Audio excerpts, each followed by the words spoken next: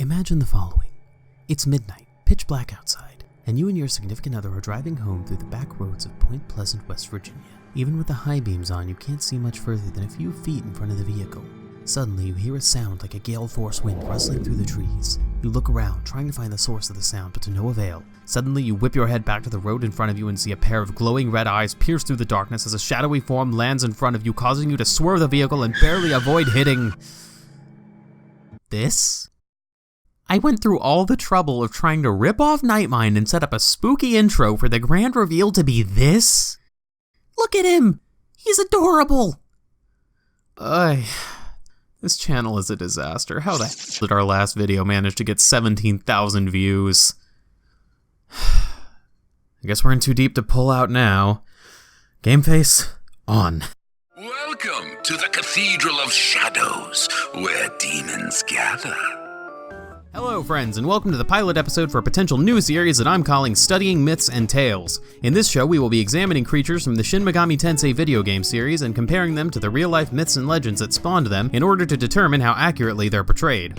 And since there's nothing smarter than blowing your load in the first episode, we're starting out with everyone's favorite fuzzy little harbinger of doom, the Mothman. Now, do you want to go through the lessons for beginners? Strangely enough, the actual cryptid seems to have been enjoying a resurgence in popularity in the past few years, at least in the weird internet circles that I find myself hanging out in quite often. But if you're an ostensibly normal person who has better things to do with their life than discussing cryptids, then what are you even doing watching this? Don't you have sex to be having or something? Whatever, as long as you sit down in that corner over there and be quiet, you can stay and watch. Keep with us until the end and you'll receive a free I Heart the Mothman bumper sticker. Now, in just a moment, we'll proceed to the part of the video where I do give you the 411 on the Mothman. But first, we should probably pause for at least a moment to give a paltry explanation of what the SMT series is for the randos who clicked on this video just because they saw Mothman in the thumbnail and are somewhat normal enough to not be familiar with this weeaboo nonsense already. And if you are one of those people and I've already managed to lose you, please hit the like button on the way out at least.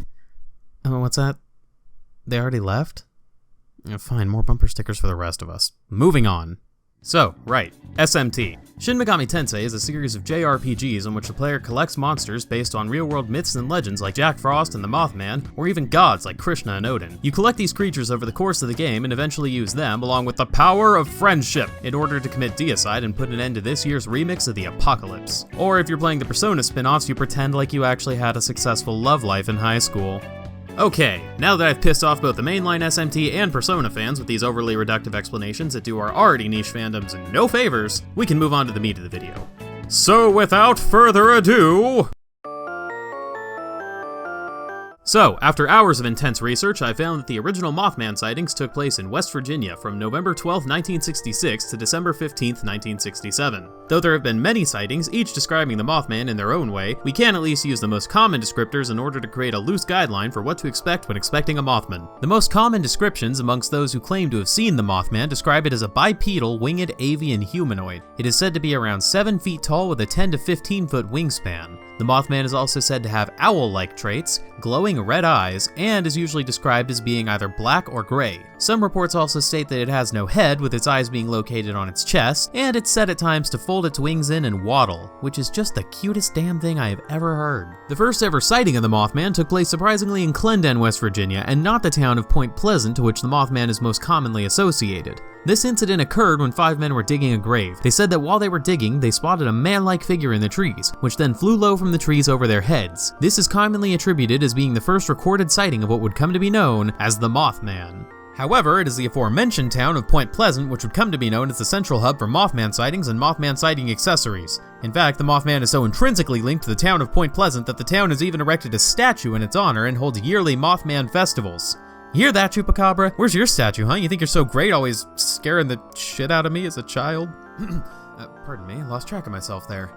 As I was saying, Point Pleasant is a central hub for the most famous Mothman sightings, one of which came to be known as a defining incident in the legend of the Mothman. I speak, of course, of the collapse of the Silver Bridge. Now, if I can break character for a moment here, I want to preface this discussion by saying that the collapse of the Silver Bridge is a truly tragic incident in the history of Point Pleasant, and that the utmost respect is owed to the victims and their families when discussing this event. This video is not meant to turn that tragedy into any sort of spectacle, nor am I claiming that there was any sort of actual supernatural involvement in the incident. With that said, given how prominent the Silver Bridge collapse is in the legend of the Mothman, it would be remiss of me not to cover it here for the purpose of imparting this information to those curious to know how it's supposed to be related. So, now that we're all hopefully on the same page, let's continue. So, with that established, the Silver Bridge was a suspension bridge that connected Point Pleasant, West Virginia and Gallipolis, Ohio, and was so named because of the silver color that its aluminum paint gave it. On December 15, 1967, the Silver Bridge, nearly 40 years old at this point, collapsed during rush hour traffic, killing 46 people who fell into the Ohio River below. Now, I'm sure that many of you are curious as to how this could be related to Mothman of all things. Well, as it's said, the first sightings of the Mothman in West Virginia started around 1 year prior to the collapse of the Silver Bridge, and stopped around the same time as the incident. In addition to this, there are even people who claim to have seen the Mothman near the bridge just before the fatal collapse. All of these combined circumstances had led some to theorize that there may have been a connection between the appearance of the Mothman and the event. In fact, there are a number of theories that people have come up with in order to explain the connection, but the two that are most prevalent in these discussions are as such. Theory 1. The Mothman is a malicious entity that intentionally caused the collapse of the bridge. This theory seems to rely on the idea that the Mothman is a supernatural entity that desires to cause pain and suffering. Theory 2. The Mothman itself is an omen, and either came to warn people of the oncoming tragedy, or was foretelling a coming disaster by its very presence. Out of these two theories, I personally prefer the second one, but I guess there's no way to know for sure which one is the truth unless we were able to track down our furry little friend for a nice chat. Of course, that might not be the best idea, as I don't really tend to keep a lot of life stones on me. All jokes aside though, there is a perfectly reasonable explanation for the bridge collapse that has nothing to do with the Mothman, but that's not why you clicked on this video, so I'll just leave some links to further information in the info box below so curious individuals can further their own research. And with that out of the way, let's talk about some video games! Well then! From his first appearance in Devil Summoner on the Sega Saturn, the Mothman has enjoyed a fairly consistent design. He's always part of the Vermin or Wilder races in the mainline games, and the Hermit Arcana in the Persona series. Personally, I'm offended that anyone would ever consider this adorable little guy to be a vermin, but I suppose some people will just hear the word moth and get all judgmental. Hermit does seem to be about right for him though, considering how we know the Mothman to operate. Visually, the Mothman is depicted in-game as a bipedal, winged, avian humanoid with gray fur. 4 checks right off the bat. 2 large red eyes? Check. He also does seem to be able to tuck those wings in, so I'd say it's checks all around. In fact, I'd say that in meeting the standard descriptions people give for the Mothman, this design knocks it out of the park. So, where does he differ? I would say that the most immediately noticeable difference in what one would typically expect lies in the rainbow pattern found on Mr. Mothman's wings, as none of the accounts I can find of the Mothman describe any such colorful patterns. It should be noted that the gray does still make up the major portion of the Mothman's body, but that doesn't mean that this isn't still worth mentioning as a property that makes this design unique to the Megami Tensei franchise's interpretation of the character. Also worth noting is that the Mothman we see in these games does not have his eyes located on his chest, but rather in his clearly defined head, complete with gaping mouth and adorable little antenna. Honestly, I feel that all of these aspects serve to better represent the moth aspect of the Mothman, as the descriptions we gave earlier in the video could just as well describe a bird man as a Mothman, and to me, these changes are a perfect example of using artistic liberty to give the design of the Mothman some unique character. So, taking all these factors in mind, let's go ahead and give the design of the Mothman a rating. Using our patented, extremely gimmicky SMT scale! Through this scale, we'll grade how well his design sticks to inspiration while determining what makes him unique and then assigning a total grade. I have a minor in technical writing, and this is how I'm using my degree. I'm sorry, Dr. G, I really hope you aren't watching this right now. Alright, moving on. I think it's pretty clear that Mothman's design performs excellently in the field of sticking to its inspiration. We can easily see that the most common descriptors have been translated skillfully into his visual form, so in recognition of that, we're handing him an A. Next is the question of how well the character designer handled the task of making the Mothman unique, and on that front, I'd say it's another solid success. The addition of color and a more moth-like pattern to the wings helps to distinguish the Mothman as his own character within the fantastical world of Megaten, without feeling like too out there of a change that ruins the spirit of the legend that inspired it. The same also goes for the decision to give the Mothman antennae and a defined head, as I feel like these both help bring the look of the character together better than if his eyes had been put on his chest. So for these reasons, the Mothman is going to earn himself a second A. This brings us to our final scoring category, determining how both of the previous factors come together to create a total impression. And unsurprisingly, the Mothman earns himself an A+ here, knocking it out of the park in terms of both faithfulness and uniqueness. Honestly, the Mothman is what I consider to be the gold standard for monster design in SMT. His design is distinctly recognizable as being inspired by the real-world legends that spawned him, while still making smart design decisions that serve to define him as his own character. And it is for these reasons that I am proud to present the Mothman with our very first Excellence in Design medal, and I hope that he feels as proud of his accomplishments as I am of him. And I hope that I've managed to entertain all of you with this video. I hope that you've learned something new about our fuzzy friend here, and most importantly, I hope that you don't actually think you're getting one of those bumper stickers, because if I had the kind of money to give out free stuff to every person I can manage to sucker into wasting their time on one of my videos, you'd probably be getting them a lot more frequently than once every couple of months. Bye bye! You never see it coming. You see that my mind is too fast for eyes. You're done there. But the time is hit you, you're not surprised. Ooh, hey, hi, hello everyone. Wow, where do I even start here? When I uploaded my Kamen Rider video, I had 50 subscribers. And my video with the most views maybe had like 100 some odd. And now I'm at over 1,000. That's insane to me that 1,000 of you, more than 1,000 of you, saw my video and liked it enough to follow this channel and see where it goes in the future. That is absolutely bonkers to me. Thank you so much to everybody who subscribed and who believed in me. I promise I will try to not let you down, even though this video is probably not a great start because, as I joked about towards the end there, while I was finishing up this video, I realized that a channel by the name of Strain42 had this idea before I ever did, and honestly, in my opinion, did it so much better than this, and is honestly what I wanted this series to be.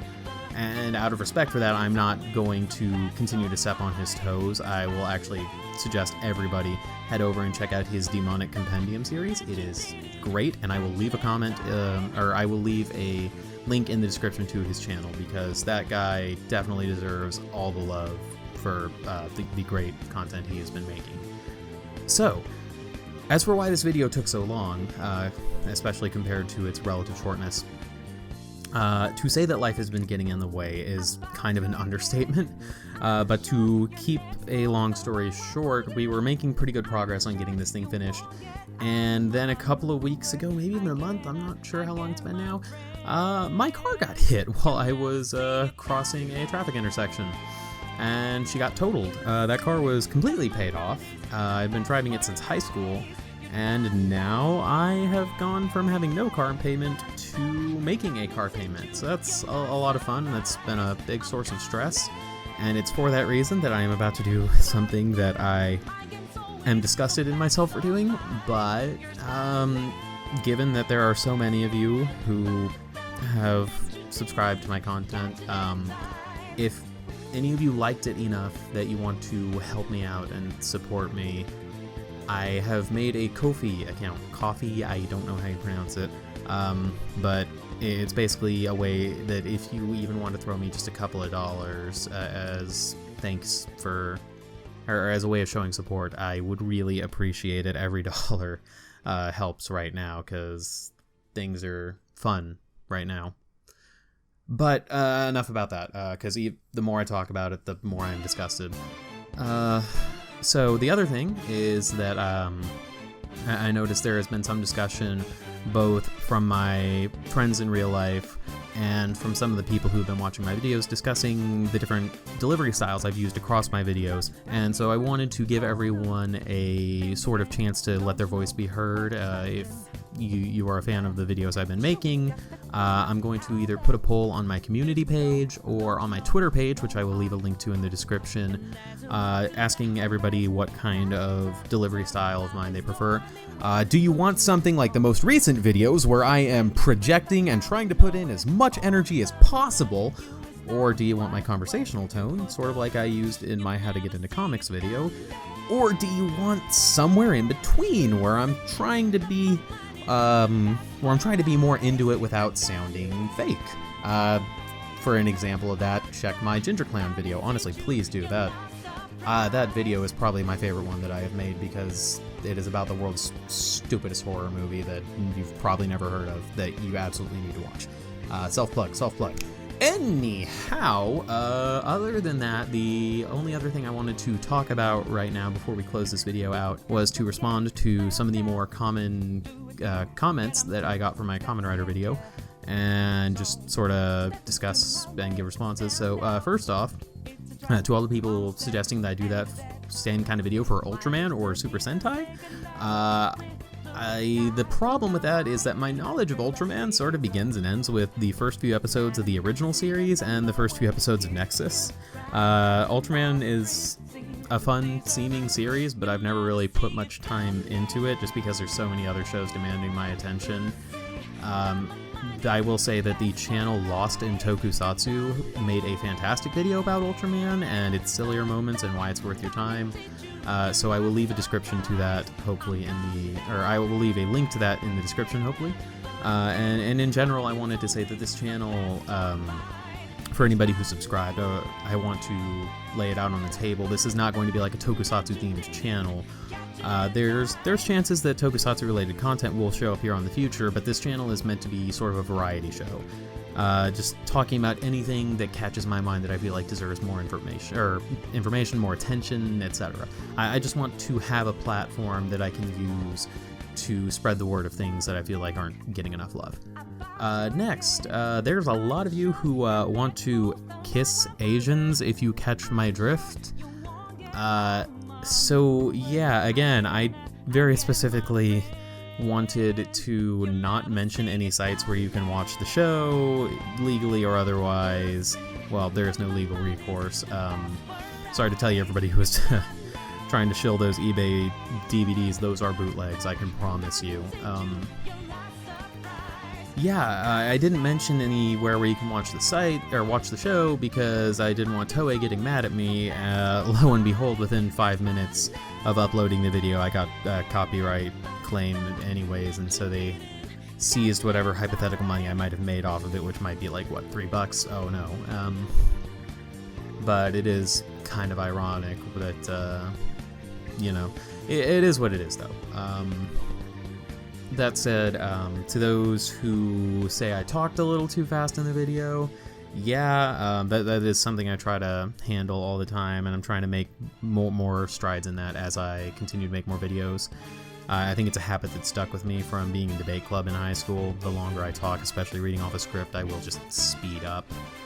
And now the very last thing, I think there's several people who were kind of miffed that I skipped over a certain era of Kamen Rider and didn't give any love to the writers that they really appreciate. So, on that note, I want to do right by you guys, and so right now we will describe the plot of every single one of the Reiwa era riders.